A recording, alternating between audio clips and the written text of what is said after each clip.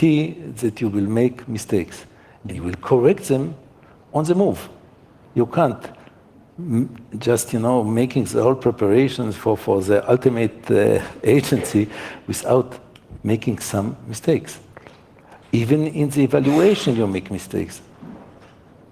But you just diminish the size of projects that are just submitted without any chances of success.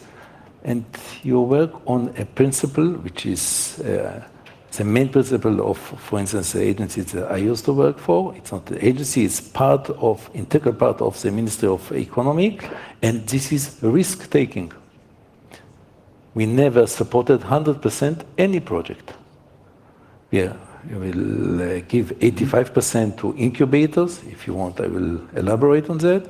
And we will give, in some cases, 30, 40, or up to 50% participation for ordinary proposals, not more than that. So if somebody else is willing and has the money to put on the table for up to 50% of the cost, government will assist in another 50%. Mm-hmm. This is the main principle that we adopt, or the main policy by the office of the chief scientist. Mm-hmm. You mentioned a crucial point about evaluating the projects, or evaluating those subjects that would be eligible for support. How did you, in the office of the chief scientist, evaluate projects? Did you work together with the private sphere, or was it just the officials of the chief scientist who were responsible for evaluating the projects? So first of all, I have to correct you. We don't have any subject that is preferable compared to other, because I think that government doesn't have any ability to predict what's good and what's bad. Mm-hmm. But if we want to push forward some of the subject, for instance, the biosector, which has its own characteristics, then we will provide 50% support, regardless of other circumstances, which should be allowed only 40 or 30%. And what I can elaborate a little bit is about the policy that we are adopting. So first of all, we are working according to a law, specific law, which is called the encouragement of industrial R&D, and we have to take considerably the importance of industrial R&D. We are not involved in basic research. It is responsibility of the government to do that, and it is done quite well, but we are not involved in it. Mm-hmm. Although this is the case, industry can use the ability of the universities via subcontracting them. Mm-hmm. No problem with that. So first of all, we support only industrial R&D. Secondly, it is not intended for internal use only. I mean, it's written in the sense of the law to improve the balance of payment of Israel, namely export. And it's similar to what is going on here. Mm-hmm. I mean, the local market is too small. You have to support products, processes that can be applied abroad. Mm-hmm. Otherwise, you are losing the ground. And another issue is having employment within the country.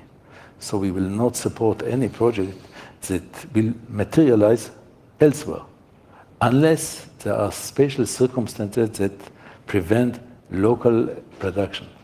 So we put emphasis on local production because of employment factors, etc., etc. You see the similarity is obvious between Slovakia and Israel in these aspects. Mm-hmm. If you want to decrease the unemployment rate, which is, I don't know, right now 11%, 10%, and you want to decrease it to 5%, this is a basic requirement from your perspective, and you can apply it. If you are not happy with just the Israeli very popular, etc., and you can learn from mistakes that happened there and happened with us. And I think that the beginning of your ability to set up an agency which is transparent, not corrupt. We set it 25, 30 years ago because you have the learning curve of our experience and you can just benefit from it. Thank you. Adam, we assessed here in Slovakia that there's enough money, there's enough capital for startup projects that already have a prototype ready, that are in a later stage of development. However, we have problems with financing very risky, debt valley-faced startup projects with business angel money. I know you are coming from a private equity corporate. However, what are your experiences with business angel investments? And are these investments important in the long-term perspective for companies such as yours? So I think we touched on a number of interesting themes here about the size of Slovakia, about the limitations of market expansion, the open digital marketplace, on investing in businesses that are looking to sell to the global market, not just the domestic market. And I think you put all those pieces together and you get an interesting picture on, building brand Slovakia internationally, not just European, but internationally. So what does that mean?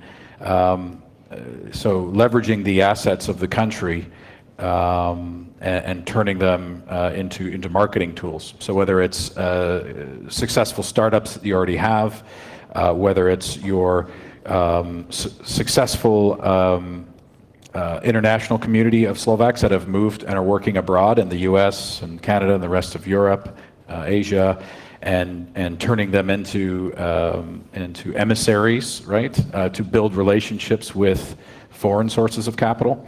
Because capital is not domestic, right? There's a global capital is global. I mean, any of our funds, if you look at who's investing in them, they're all global. Our North America fund or our European fund, they're global. The people who own those funds are global.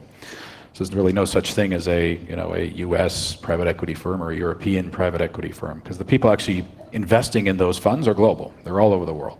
So I think it's about it's building sort of international presence, lean and efficient. You don't need to spend a ton of money on it, but in Silicon Valley, in areas where there's a lot of activity of like-minded startup activity, get some boots on the ground, or people who are already there, right? You don't need to send a bunch of people there, but people who are already there, use them to leverage, make introductions to, mid, late stage investors, and use that. And then secondly, to your point on, I think you mentioned scalability as well, right? How do we get early startups who have something ready to go? How do you get that? Which is a challenge that many startups have. So at least I can speak, because my role is actually kind of an operating executive. So I work with companies we invest in to improve their business operations and grow the businesses, right? So in that respect, if you take that and generalize it, there's the financing of the early business and get the startup leaders off their feet and get the proof of concept proven. But then there's a wider business expertise that needs to be brought to it. If you look at like Google Ventures or something, they have a team of operational experts who can help people with supply chain, with financial controls and processes, with getting financial statements in place and being compliant to health and safety regulations. All these things, Microsoft the same, right? You've got support for these companies that you would invest in, right? And we do that ourselves. So we invest in a company. As a country, you can do that too. You can have that could be a network of experts. So you don't have to hire a staff of people to do this, right? But it's matchmaking, I guess, at the end of the day, is what I'm saying, can be a key function, right? And in California, in certain places in the world, there's enough critical mass that nobody fostered Silicon Valley. There was no government program to develop it. It just happened, right? Because you got critical mass, because it was sunny all the time, and people like to be in the sunshine, so they ended up being there. And obviously, having Stanford and some key universities, you build off your critical mass. Now, if you don't have critical mass, which I think we're saying maybe we don't yet, then you can foster that with some efficient matchmaking. The same as relationship matching tools on the internet, right? If you don't have critical mass to get a date, then you use an app to find, So I think there's a certain sort of fostering those sort of introductions that can be done through the International Slovak. Actually, there was a questionnaire that was, Can I react? to Sure, that of course. briefly? I think a lot of very, very good points have been made, and I think really you have to keep it. The experience from other countries, successful countries, shows one, any such policy, because of its macroeconomic dimension and so on, and because it touches on so many things, like even education and so on, it has to be led by, and to keep it simple. I think that is ultimately what it's all about. I mean, that's how, I mean, we have a long experience of support programs. You know, we went all the way up to framework program 7, now we're Horizon 2020, so the 8th of these programs. And the simplicity element is the essential feature for startups. I mean, that is really something to focus on. Third, I think the issue of scale is really, really important, which is in Central Europe. It's a bonus. But you also have the size of the country and the state of economic development that you have. And so you need the scaling up with some of the countries around you, I think. And I know you're working on that, so I think that is really something very important. And then fourth, we've got this scheme to allow member states to learn from the positive and the less positive experience of others. I mean, Slovakia is the first member state to have applied for this new scheme, and we're really happy to soon to be able to offer that. European level, there are all these instruments, support mechanisms, a lot of money which exists at European level. So you have to find the complementarity with that. I think you're talking about the stages where you to be successful in getting European funds, because that of course offers the international platform. And as you said, the world is global. So we're talking here about companies which we have to be able to compete, not just on the Slovak market, not just within that within this physical single market and the digital single market, i.e. the European Union, but also beyond this global competition. Actually, there was a questionnaire for the audience, and they were asked to vote on the question, what is the role of the government in fostering innovation and motivating for entrepreneurial activities? And actually the answer that has the most votes is just leave the private entities doing their own business with less regulation and involvement in innovation and R&D activities. Tony, you are coming from a regulative or regulation body. Well, not just regulation, not just do regulation. Yeah. I think it's very important. That's the interesting thing in the Directorate General in which I work, which is responsible for the digital economy. We both have, yes, we have regulatory powers in the spheres where we need to regulate, but only when we need to regulate. We're talking about copyright, when you're talking about the telecoms framework, when you talk now about these practices which I explained earlier on, like geo-blocking, okay, there we have to regulate. But regulating at European level is often also a measure of less national, or a lot of national regulation, i.e. 28 times something by one piece of regulation. But we also support, we manage a 1.2 billion per year research program, out of which next year 60 million euros will be dedicated particularly to financing true SMEs in the various development stages, covering all the stages. So it's not just that we regulate. We have a lot of 28 member states. As you know, with the crisis, the economic governance mechanisms in Europe have been have been strengthened and developed. It's called the European semester, whereby member states, together with the European Commission we're talking about now, and the initiatives which you are thinking about, are part of this structural reform agenda. So there the cooperation element is very important. Sorry, I interrupted. No problem. We're not just regulating. Ratko. I just want to add, from the entrepreneurial perspective, this sounds really nice, right? Just leave us to do whatever.